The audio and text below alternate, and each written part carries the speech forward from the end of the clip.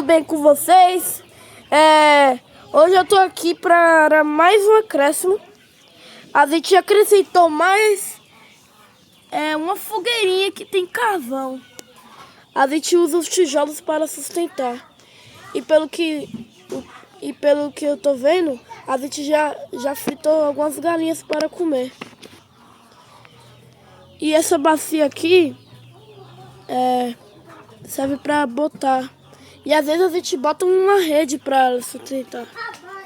Então foi isso, né, gente? Até o próximo vídeo.